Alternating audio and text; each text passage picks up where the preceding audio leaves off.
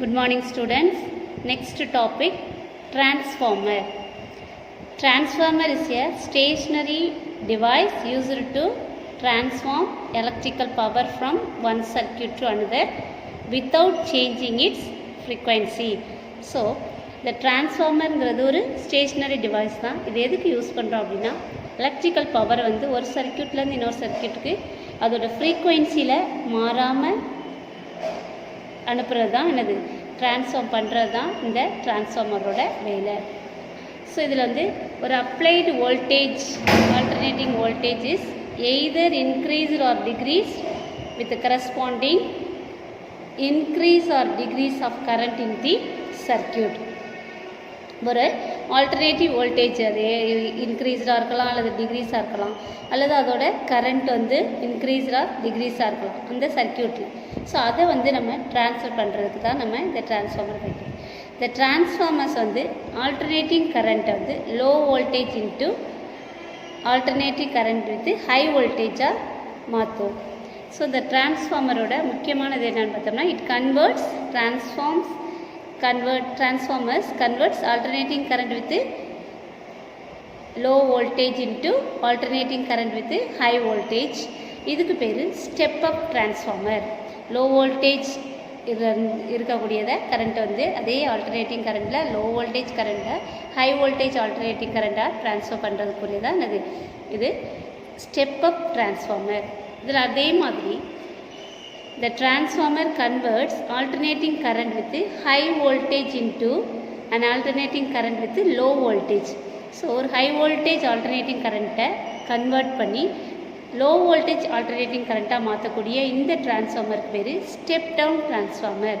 So டிரான்ஸ்ஃபார்மர்னால் என்ன, அது என்ன கன்வெர்ட் பண்ணுறதுக்கு யூஸ் ஆகுது, எதை கன்வெர்ட் பண்ணுறதுக்கு யூஸ் ஆகுது, இது வந்து alternating voltage is applied alternating voltage either increase or degrees. அதில் அப்ளை பண்ணக்கூடிய வோல்டேஜ் அந்த சர்க்கியூட்டில் இருக்கக்கூடியது எய்தர் இன்க்ரீஸ் ஆர் டிக்ரீஸாக இருக்கலாம். அந்த ஆல்டர்னேட்டிங் வோல்டேஜை எப்படி கன்வெர்ட் பண்ணோம் அப்படின்னா அந்த transformer alternating current with low voltage into alternating current with high voltage, அதுக்கு பேர் step up transformer.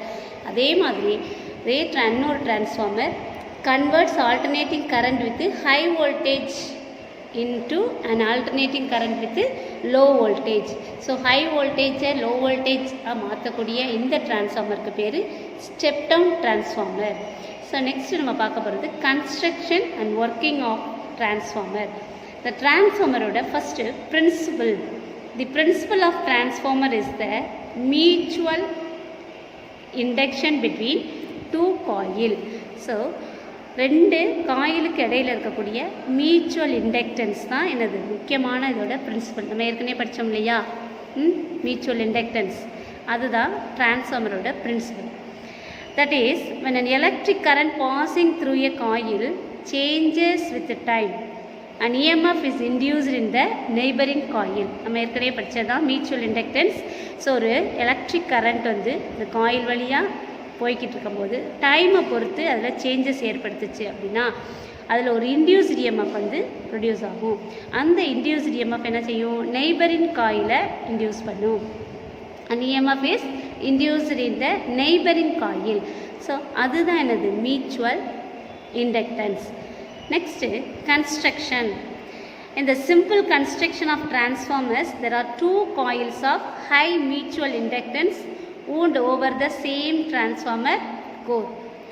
The core is generally laminated and is made up of a good magnetic material. அது வந்து ரெண்டு காயில்ஸ் வந்து high mutual இண்டக்டன்ஸில் ஊன் பண்ணி அதோட ஒன்றோட ஒன்று சுற்றி அதை என்ன செஞ்சுருப்பாங்க, ஒரு டிரான்ஸ்ஃபார்மர் கோரை உருவாக்கியிருப்பாங்க. இந்த கோர் வந்து எப்படி லேமினேட் ஆகிருக்கும் அப்படின்னு பார்த்தோம்னா இந்த magnetic materials, good magnetic materials, silicon, steel இதெல்லாம் தான் நினைச்சிருப்பாங்க, அதை லேமினேட் பண்ணியிருப்பாங்க. ஸோ இந்த டிரான்ஸ்ஃபார்மரில் இதோட இதை பார்த்தோம் அப்படின்னா இதாக இருக்கு இல்லையா, இதில் டிரான்ஸ்ஃபார்மரில் ரெண்டு காயில்ஸ் இருக்குது, primary and secondary coil. Primary and secondary. இதில் first primary winding of NP turns. இதில் ஃபஸ்ட்டு இந்த இருக்கு இல்லையா, இது வந்து இதில் வைண்டாக இருக்கக்கூடியது இதுக்கு பேர் ப்ரைமரி. சரியா? இது வந்து இந்த வைண்டிங்க்கு பேர் primary winding of NP turns, இதில் உள்ள டர்ன்ஸ். அதே மாதிரி இது secondary winding of NS turns. இதில் இவ்வளோ கம்பி சுருள் இருக்கு இல்லையா, இது வந்து செகண்டரி காயில், இது ப்ரைமரி காயில். ஸோ இந்த ரெண்டுக்கு இது எல்லாமே ஒரு கோர் ஆஃப் டிரான்ஸ்ஃபார்மரில் இருக்குது. இது எல்லாமே என்னது ஒரு அயன் கோர்க்குள்ளே இருக்குது. ஸோ இதில் வரக்கூடிய இந்த கரண்ட் வந்து ப்ரைமரி கரண்ட். இந்த கரண்ட் வந்து ப்ரைமரி கரண்ட் ஐபி. இதில் வரக்கூடிய கரண்ட் வந்து primary current IS, secondary current IS. அதே மாதிரி இதோட வோல்டேஜ் என்னது செகண்டரி வோல்டேஜ் விஎஸ். ஸோ இதில் இருக்கக்கூடிய வோல்டேஜ் பேர் ப்ரைமரி வோல்டேஜ். ஸோ இதில் இருக்கக்கூடிய டர்ன்ஸ் இது ப்ரைமரி காயில் வைண்டிங் டர்ன்ஸு, அதே மாதிரி இதில் செகண்டரி வைண்டிங் டர்ன்ஸ். இதுதான் என்னது ஒரு டிரான்ஸ்ஃபார்மரோட மெயின். இதை நம்ம பார்த்துருப்போம். நம்ம ஒவ்வொரு ஸ்ட்ரீட்லேயும் ஒரு மையமான இடத்துல இருக்கும். சரியா? இதில் எல்லாமே எதால் ஆயிருக்கும் அப்படின்னா மேக்னெட்டிக் மெட்டீரியல்ஸ், நல்ல ஒரு good magnetic materials, silicon, iron, இந்த மாதிரியான ஸ்டீலு அதில் தான் பயன்படுத்துவாங்க. இப்போ the coil across with alternating voltage is applied is called primary coil. So primary காயிலில் அக்ராஸ் ஆகக்கூடிய வோல்டேஜ் என்ன சொன்னோம் ப்ரைமரி வோல்டேஜ். அதே மாதிரி செகண்டரி காயிலில் வரக்கூடிய அந்த வோல்டேஜை செகண்டரி வோல்டேஜ்னு சொன்னோம். சரியா? The assembled core and coils are kept in a container which is filled with a suitable medium for better insulation and cooling purpose. So இது எல்லாமே ஒரு கூலிங் பர்பஸ் உள்ள ஒரு கண்டெய்னருக்குள்ளே இருக்குது. ஸோ அதுதான் இந்த இது. சரியா? இது வந்து கூலிங் பர்பஸ் உள்ள ஒரு கண்டெய்னர். அடுத்தது working. If the primary coil is connected to a source of alternating voltage or an alternating magnetic flux is set up in the laminated core. இப்போ ஒரு ப்ரைமரி காயில் வழியாக நம்ம வந்து ஒரு ஆல்டர்னேட்டிங் சோர்ஸை கொடுக்கும்போது ப்ரைமரி காயில் வந்து கனெக்ட் பண்ணும்போது ஒரு ஆல்டர்னேட்டிங் சோர்ஸை வந்து நம்ம கனெக்ட் பண்ணும்போது ஆல்டர்னேட்டிங் சோர்ஸில் கனெக்ட் பண்ணும்போது an EMF ஒரு ஆல்டர்னேட்டிங் மேக்னெட்டிக் ஃப்ளக்ஸு அந்த லேமினேட்டட் கோரில் வந்து ஃபஸ்ட்டு உருவாகும். If there is no magnetic flux leakage, then whole of the magnetic flux linked with the primary coil. So first இந்த உருவாகக்கூடிய அந்த மேக்னெட்டிக் ஃப்ளக்ஸ் வந்து எந்த ஒரு லீக்கேஜும் இல்லை அப்படின்னா அது ஹோல் மேக்னெட்டிக் ஃப்ளக்ஸும் என்ன ஆயிரும் ப்ரைமரி காயிலிருந்து செகண்டரி காயிலுக்கு லிங்க் ஆயிரும். செகண்டரி காயிலுக்கு லிங்க் ஆயிரும். அப்போ இந்த linked with the secondary coil. This means that the rate at which magnetic flux changes through each turns is same for both primary and secondary coil. இப்போ நம்ம சொன்னோம் இல்லையா எந்த ஒரு லீக்கேஜும் இல்லை அப்படின்னா அந்த மேக்னெட்டிக் ஃப்ளக்ஸு அப்படியே என்ன செய்யும் ப்ரைமரி காயிலேருந்து செகண்டரி காயிலுக்கு த்ரூவாக போகும். அந்த மேக்னெட்டிக் சேஞ்சஸ் த்ரூ ஈச் டர்ன்ங்கிறது எப்படி இருக்கும் அப்படின்னா போத் செகண்டரி அண்ட் ப்ரைமரி காயில்ஸில் சேமாக இருக்கும். So as a result of flux changes EMF is induced in both primary and secondary coil. அப்போ அந்த ஃப்ளக்ஸ் சேஞ்சஸ் அப்படியே இருந்துச்சு அப்படின்னா ஒரு காயிலேருந்து இன்னொரு காயிலுக்கு ஈஸியாக அது ட்ரான்ஸ்ஃபார்ம் ஆகிடும், இன்டியூஸ் ஆகிடும். அப்போ அதில் இருக்கக்கூடிய EMF also induced in both primary and secondary coil. அந்த EMF வந்து primary coil or back EMF. Primary இந்த இன்டியூஸ்டு EMF எப்படி சொல்லுவோம் இன்டியூஸ்டு EMF இந்த primary coil or back EMF அதை எப்சிலான் பின்னு வச்சுக்கிறோம். இஸ் கிவன் பை எப்சிலான் பியோட value it is equal to -NP d/B/dt. இதில் VP அப்படிங்கிறது voltage across the primary it is equal to back EMF is equal to back EMF அப்படின்னா VP it is equal to -NP. So இந்த back EMF சொன்னோம் இல்லையா NP d/B/dtன்னு இதோட value இது எதுக்கு equal அப்படின்னா இந்த வோல்டேஜ் அப்ளைடு VP. ஸோ இந்த voltage applied VP it is equal to back EMF. Therefore VP it is equal to -NP d/B/dt. The frequency of alternating magnetic flux in the core is same as the frequency of the applied voltage. அப்போ applied voltage ஓட frequency என்னவோ அதுதான் என்னது அந்த alternating magnetic flux இந்த கோர்லையும் சேமாக இருக்கும். Therefore, the EMF, the induced EMF is applied voltage. Therefore, the induced EMF in the secondary will also have the same frequency of that of the applied voltage. எப்படி first frequency of alternating magnetic flux கோருங்கிறது அதோட frequency of applied voltageக்கு ஈக்குவலாக இருக்கும். அதே மாதிரி secondary காயிலில் இருக்கிறதும் என்னது same frequency of that applied voltage. அப்போ the EMF induced in the secondary coil எப்படி எடுத்துக்கலாம்? S epsilon S. Epsilon S is given by minus ns d by b by dt. இந்த இடத்துல np and n are the np and ns are the number of turns in the primary and secondary coil. இப்போ ns npங்கிறது என்னது number of turns secondary and primary coil இருக்கக்கூடிய number of turns. If the secondary circuit is open, then E epsilon S is equal to Vs.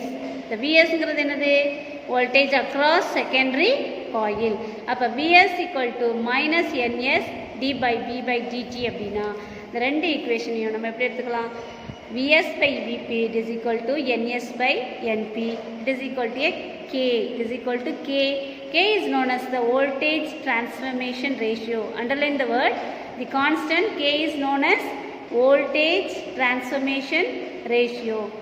For an ideal transformer, input power Vp Ip is equal to output power Vs Is. So input power எதிலிருந்து வருது? Primary வோல்டேஜ்லேருந்து. அதே மாதிரி output பவரும் எதுலேருந்து கிடைக்குது? செகண்டரியிலேருந்து. அதனால் நம்ம எப்படி எடுத்திருக்கோம்? Vp Ip is equal to Vs Ip. The Ip and Is are the currents in the primary and secondary coils. அப்போ Is Ipங்கிறது என்னது? currents in the primary and secondary coil. அப்போ எப்படி எடுத்துக்கலாம்? Vs by Vp it is equal to ns by np it is equal to Ip by Is.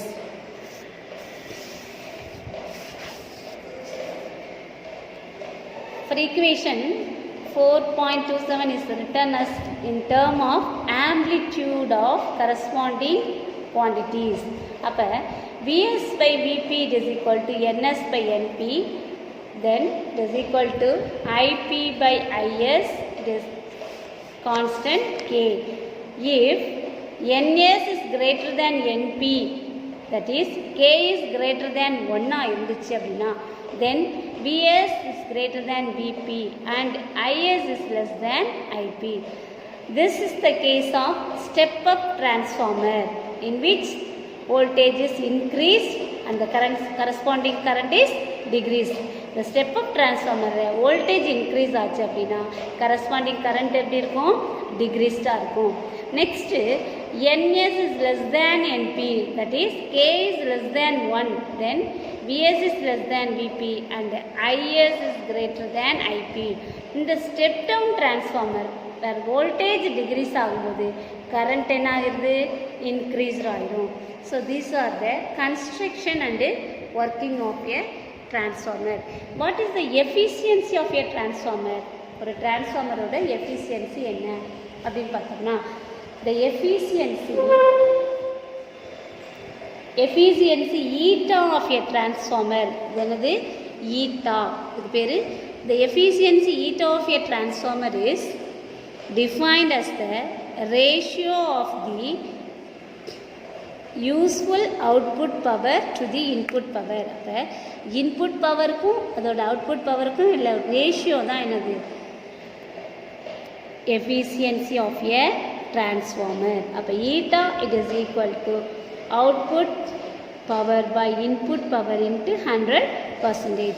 The transformers are highly efficient devices having their efficiency in the range of 96 to 99%.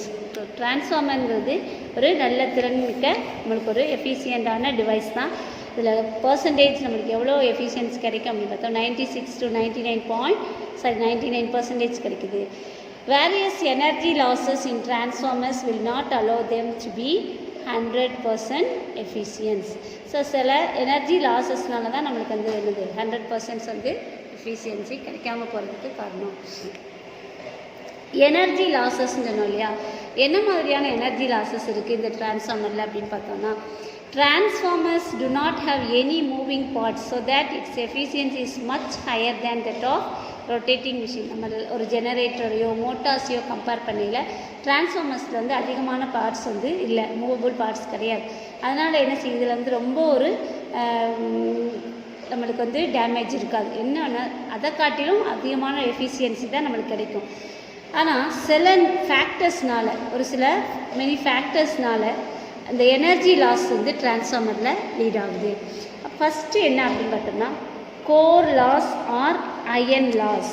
இந்த core loss அப்படிங்கிறது this loss takes place in transformer core. Hysteresis loss நம்ம படித்தோம் இல்லையா, hysteresis loss and eddy currents loss, இது எல்லாமே தான் என்னது core loss அல்லது iron loss.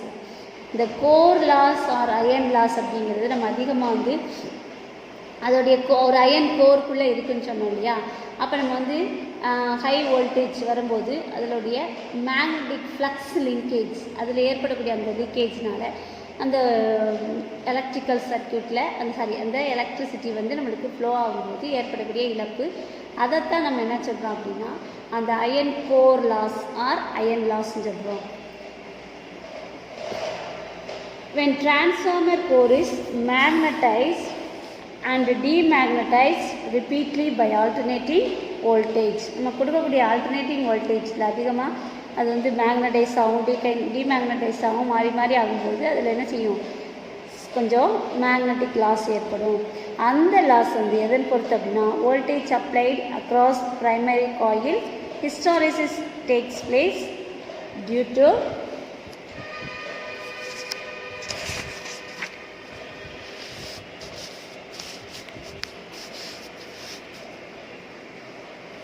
which some energy is lost in the form of heat. So இந்த ஹிஸ்டாரிசிஸ் லாஸ் வந்து நம்மளுக்கு ஏற்படக்கூடிய அந்த மேக்னெட்டிக்கில் ஏற்படக்கூடிய லாஸஸ். இது வந்து எப்படி அதை மினிமைஸ் பண்ணலாம் அப்படின்னா, நல்ல steel of high silicon content உள்ள ஸ்டீல்ஸை பயன்படுத்தும் போது இந்த டிரான்ஸ்ஃபார்மர் கோரை வந்து நம்ம மினிமைஸ் பண்ணலாம். Alternating magnetic flux in the core induces eddy currents. So நம்ம கொடுக்கக்கூடிய ஆல்டர்னேட்டிவ் கரண்ட் வந்து அந்த மேக்னெட்டிக் ஃப்ளக்ஸில் ஒரு எட்டி கரண்ட்ஸை இன்டியூஸ் பண்ணுது. இது அப்போ வந்து ஒரு எனர்ஜி லாஸ் வந்து ஃப்ளோ ஆஃப் எட்டி கரண்ட்ஸ்னால் ஏற்படும். இந்த எட்டி கரண்ட் லாஸ் தான், அதைத்தான் நம்ம என்ன சொல்லுவோம், எட்டி கரண்ட் லாஸ். இதை எப்படி மினிமைஸ் பண்ணலாம் அப்படின்னா, தின் லேமினேஷன்ஸ், டிரான்ஸ்ஃபார்மர் கோர் வந்து எப்படி நல்ல ஒரு தின் லேமினேஷன்ஸை பயன்படுத்தணும் அப்படின்னா இதையும் நம்ம அவாய்ட் பண்ணிடலாம். அடுத்தது copper loss. Transformer windings have electrical resistance. எல்லா வைண்டிங்ஸுமே டிரான்ஸ்ஃபார்மர் வைண்டிங்ஸ் எல்லாமே எலக்ட்ரிக்கல் ரெசிஸ்டன்ஸ் உள்ளதாக தான் இருக்கும். when an electric current flows through them, இப்போ அதனுடைய கரண்ட்டு பாஸ் ஆகும்போது அதில் கொஞ்சம் அமௌண்ட் ஆஃப் எனர்ஜி வந்து எப்படி நம்ம ஜூல்ஸ் லா ஆஃப் ஹீட்டிங் மாதிரி படித்தோம் இல்லையா, அந்த ஜூல்ஸ் லா ஆஃப் ஹீட்டிங் மூலமாக என்ன செய்யுது, ஹீட் எனர்ஜியாக லாஸ் ஆகும். So this loss is called copper loss. இந்த லாஸ் வந்து எப்படி மினிமைஸ் பண்ணலாம் அப்படின்னா, நல்ல ஒரு லார்ஜ் டயாமீட்டர் உள்ள ஒயர்ஸை வந்து நம்ம பயன்படுத்தும் போது இந்த காப்பர் லாஸையும் நம்ம பயன்படுத்தலாம், அவாய்ட் பண்ணலாம். Flux leakage. Flux leakage happens when the magnetic lines of primary coils are not completely linked with the secondary coil. அப்போ ப்ரைமரி காயில் வந்து இருக்கக்கூடிய எல்லா மேக்னெட்டிக் லைன்ஸும் கம்ப்ளீட்டாக செகண்டரி காயிலோட லிங்க் ஆகாமல் இருந்துச்சு அப்படின்னா அந்த இடத்துல இந்த ஃப்ளக்ஸ் லீக்கேஜ் ஏற்படும். இதனால் நிறைய எனர்ஜி லாஸ் ஆகும் due to this flux leakage. இதை எப்படி நம்ம மினிமைஸ் பண்ணணும் அப்படின்னா, காயில்ஸை ஒன்று மேலே தொடர்ச்சியாக நம்ம வைண்ட் பண்ணுறது மூலமாக ஒன்று மேலே அடுத்தடுத்து நம்ம என்ன செய்யணும், ஒன்று மேலே ஒன்று அப்படியே சுற்றணும்னா டைட்டாக நம்ம சுற்றும்போது காயில்ஸை வைண்ட் பண்ணும்போது இந்த லீக்கேஜில் ஏற்படக்கூடிய எனர்ஜி லாஸையும் நம்ம தடுத்துக்கலாம். அடுத்தது advantages of AC in long distance power transmission. So இந்த electric power is produced in a large scale of electric power station. So நம்ம எப்படி ஏசி ஜெனரேட்டர்ஸை பயன்படுத்தி பவர் ஸ்டேஷன்ஸ் மூலமாக அதிகமான எனர்ஜியை வந்து நம்ம ப்ரொடியூஸ் பண்ணுறோம் இல்லையா. ஸோ இந்த பவர் ஸ்டேஷன் நம்ம நிறையா தெரியும், என்னென்னலாம் தெரியும், hydro electric, thermal power station, hydro electric, nuclear power station. So இந்த மாதிரி நிறைய பவர் ஸ்டேஷன்ஸ் மூலமாக நம்ம வந்து எனர்ஜியை, எலக்ட்ரிக் எனர்ஜியை வந்து ப்ரொடியூஸ் பண்ணுறோம். ஸோ இது எல்லாமே, இந்த எலக்ட்ரிசிட்டி எல்லாமே டிரான்ஸ்மிட் ஆகி ஒரு இடத்துலேருந்து ரொம்ப தூரத்துக்கு கூட நம்ம என்ன செய்யலாம், த்ரூ டிரான்ஸ்மிஷன் லைன்ஸ் மூலமாக அது ஈஸியாக எல்லா டவுன்ஸுக்குமே ரீச் ஆகிற மாதிரி, டவுன்ஸாக இருந்தாலும் சரி, சிட்டிஸாக இருந்தாலும் சரி, அதோட ஆக்சுவலி கன்சியூம்ட்லேயே நம்ம என்ன செய்கிறோம், ஈஸியாக ட்ரான்ஸ்ஃபர் பண்ணுறோம். இந்த ப்ராசஸ்க்கு பேர் தான் பவர் டிரான்ஸ்மிஷன். ஸோ பவர் வந்து ப்ரொடியூஸ் ஆகக்கூடியது ஒரு ஸ்டேஷனில், ஒரு இடத்துல, அதிலிருந்து நம்ம ஒரு இடத்துல இருக்கோம். ஸோ நம்ம எங்கே இருக்கிறோமோ ஒவ்வொருத்தரும் அந்த இடம் வரைக்கும் ஈஸியாக டிரான்ஸ்மிஷன் லைன்ஸ் மூலமாக அதை டவுன்ஸு, சிட்டிஸ் எல்லாத்துக்கும் ரீச் பண்ணுறாங்க இல்லையா. அதோட ஆக்சுவல் கன்சியூம்லே ரீச் பண்ணுறோம் இல்லையா. அந்த மெத்தடுக்கு பேர் தான் என்னது, அந்த ப்ராசஸ்க்கு பேர் தான் power transmission. But there is a difficulty during power transmission. A sizable fraction of electric power is lost due to Joule's heating. So is that in the transmission lines which are hundreds of kilometers long. இப்போ நம்ம சொன்னோம் இல்லையா, ஈஸியாக transmit பண்ணுறோம், அதோட actual கன்சியூம்லே நம்ம வந்து power லைன்ஸை பயன்படுத்தி டிரான்ஸ்மிஷன் லைன்ஸ் மூலமாக ஒரு இடத்துலேருந்து இன்னொரு இடத்துக்கு அப்படி இல்லாமல் ட்ரான்ஸ்ஃபர் பண்ணும்போது இந்த ஜூல்ஸ் லா ஆஃப் ஹீட்டிங்னால நிறைய லாஸ் ஏற்படும். ஸோ அந்த டிரான்ஸ்மிஷனில் வந்து கிட்டத்தட்ட 100 kilometers கூட நம்ம தூரத்துலேருந்து கொண்டு வரலாம். The power loss can be tackled either by reducing current I or by reducing resistance R of the transformer.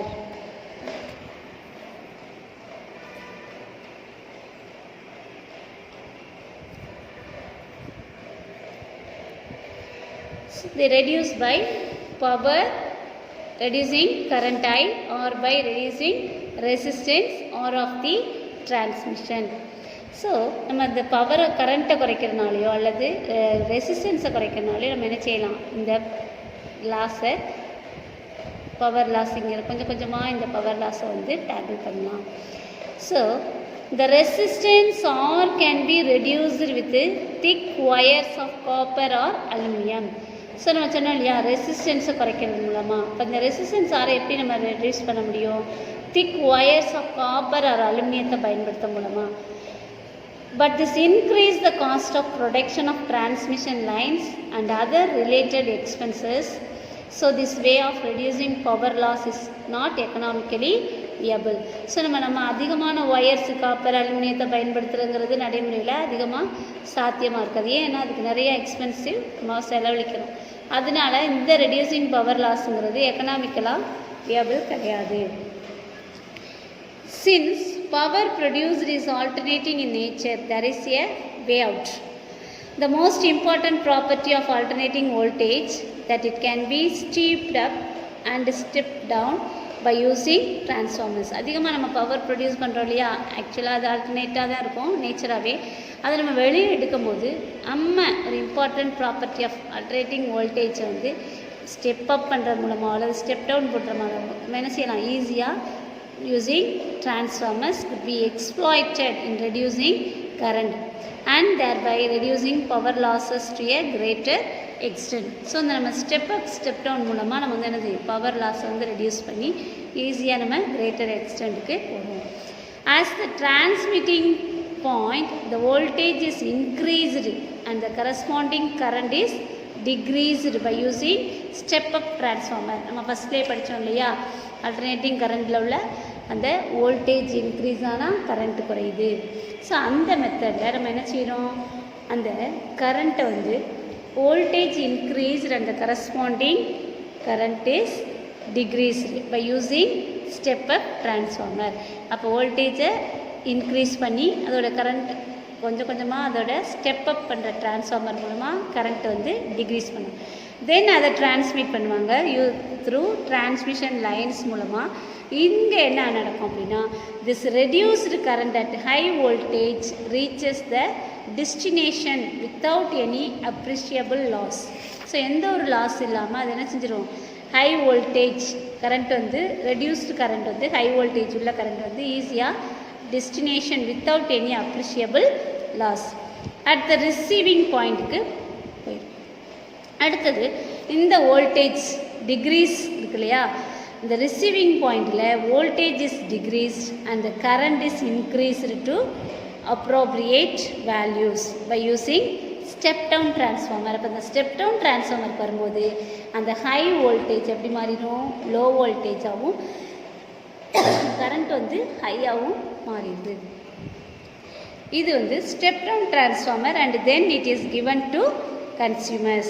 Thus power transmission is done efficiently and economically. இப்படி தான் நம்மளுக்கு என்னது step down transformer and step up transformer மூலமாக ஒரு power ஸ்டேஷன்லேருந்து வரக்கூடிய அந்த transmission lines மூலமாக வரக்கூடிய கரண்ட் வந்து first high voltage and reduced கரண்ட்டாக இருக்கக்கூடியது ஸ்டெப் அப்பில் இருக்கும். அதே இது அடுத்ததுக்கு வந்து ரீச் ஆகும்போது அந்த வோல்டேஜ் வந்து டிக்ரீஸ் ஆகிரும். நம்மளுக்கு வரும்போது கரண்ட்டு அப்ராப்ரியேட்டாக வேல்யூஸாக நம்மளுக்கு எவ்வளோ வரணுமோ அந்த கரண்ட்டை வந்து என்ன செஞ்சிடும், ஸ்டெப் டவுன் டிரான்ஸ்ஃபார்மர் வந்து ரிசீவ் பண்ணிடும்.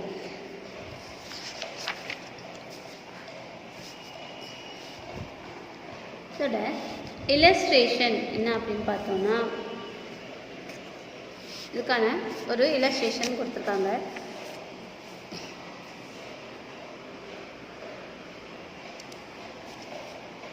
An electric power of 2 megawatt is transmitted to a place through transmission lines of total resistance R is equal to 40 ohm.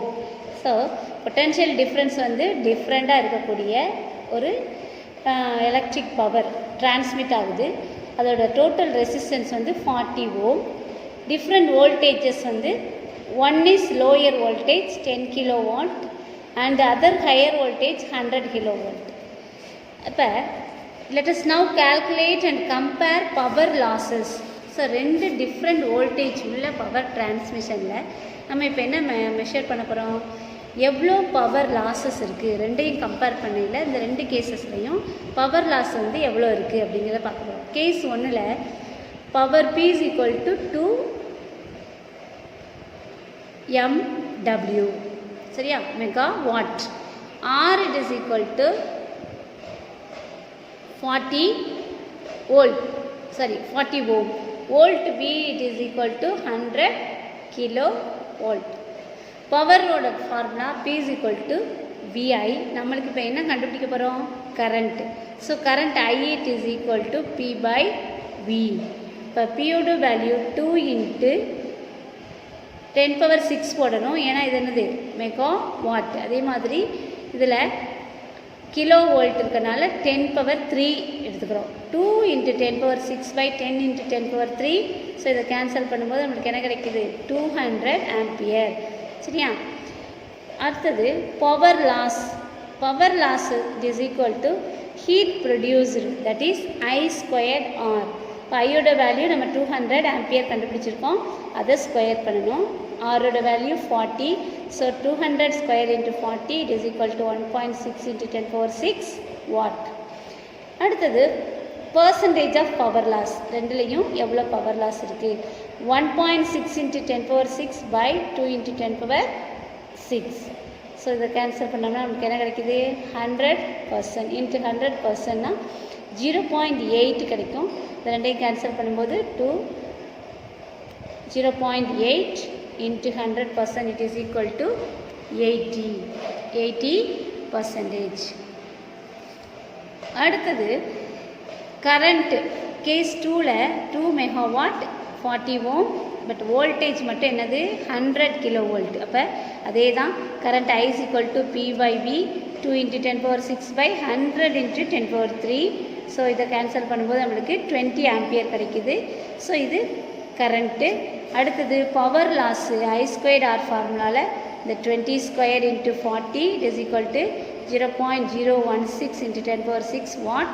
அடுத்தது percentage of power loss 0.016 into 10 power 6 divided by 2 into 10 power 6. So இது ரெண்டையும் cancel பண்ணிடலாம். அடுத்து 2 இதை நம்ம அடித்து கொடுத்தோம்னா என்ன வரும் 0.018, that is 0.018 into 100% it is equal to 0.8%. இதில் thus it is clear that when an electric power is transmitted at higher voltage, the power loss is reduced to a large extent. So higher voltage வழியாக transmit பண்ணும்போது ஒரு electric power வந்து அதில் லாஸுங்கிறது ரெடியூஸ்டாக இருக்கும் அப்படிங்கிறத நம்ம கிளியராக தெரிஞ்சுக்கணும். Next example 4.16. An ideal transformer has 460 and 40,000 turns in the primary and secondary coils respectively. For the voltage developed per turn of the secondary, if the transformer is connected to a 230 volt AC mains, the secondary is given to a load of resistance 10 power 6 ohm. Calculate the power delivered to the load. அப்போ number of turns இந்த primary வந்து 460 turns, செகண்டரியில் வந்து 40,000 turns. VP is equal to 230 volt. RS equal to 10 power 4 ohm. இப்போ first secondary voltage என்னென்னு பார்த்தோம்னா விஎஸ்ங்கிறது secondary voltage. அதுக்கு formula VPNS by NP. அப்போ விபியோட வேல்யூ 230, என்எஸோட வேல்யூ 40,000 டிவைடட் பை என்பியோட வேல்யூ 460. ஸோ இதை நம்ம கேன்சல் பண்ணும்போது நம்மளுக்கு வந்து 1 இதையும் கேன்சல் பண்ணோம்னா 2 ஆயிடுமா. ஸோ இதை கேன்சல் பண்ணோம்னா இங்கே என்ன வரும் 20 ஆயிடும், இது 20 ஆயிடும். ஸோ இதை நம்ம கேன்சல் பண்ணும்போது இங்கே என்னங்கிற 20 சரியா. இது 1 230, இது 2, இங்கே 1 2 is to 20,000. ஸோ ஆன்சர் என்னது 20,000. அடுத்தது secondary voltage per turn. Secondary voltage per turn VS by NS. VSோட வேல்யூ எவ்வளவு நம்ம ஏற்கனவே கண்டுபிடிச்சோம் இல்லையா 20,000 டிவைடட் பை NSோட வேல்யூ வந்து 40,000. ஸோ இதை நம்ம கேன்சல் பண்ணும்போது கிடைக்கக்கூடியது எவ்வளவு 0.5 வோல்ட். அடுத்தது power delivered VS/IS it is equal to VS squared by RS. இப்போ VSோட value 20,000 into 20,000 divided by 10 power 4. So இதை ரெண்டையும் நம்ம கேன்சல் பண்ணும்போது கிடைக்கக்கூடியது 40 kilowatt. அடுத்தது example 4.17. An inverter is common electrical device which we use in our house. When there is no power in our house, inverter gives AC power to run a few electronic appliances like fan or light. An inverter has inbuilt step-up transformer which converts 12 volt AC to 240 volt AC. The primary coil has 100 turns and the inverter delivered 50 milliampere to the external circuit. Find the number of turns in the secondary and the primary current.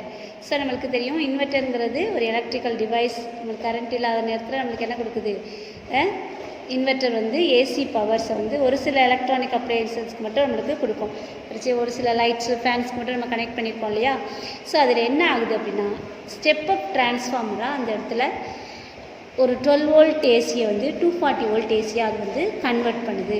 அப்போ அந்த primary காயில்ஸில் உள்ள turns வந்து 100 turns. இந்த inverter வந்து அதை 50 milli ஆம்பியராக external சர்க்யூட்டில் convert பண்ணும். அப்போ எவ்வளோ number of turns primary and secondary கரண்ட்டில் இருக்குது அப்படின்னு பார்த்தோம்னா VP is equal to 12 volt, VS equal to 240 volt, IS is equal to 50 milliampere, NP it is equal to 100 turns. இப்போ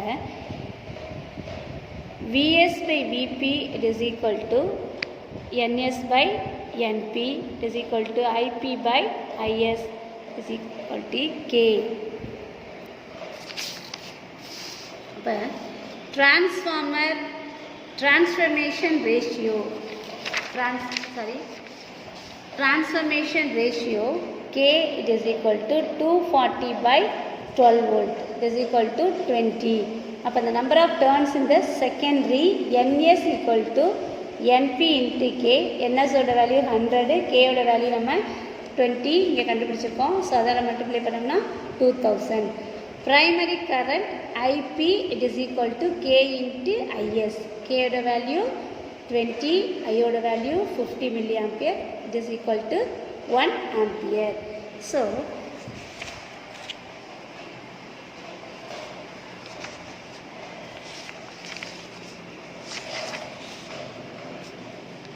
find the number of turns in the secondary and the primary current.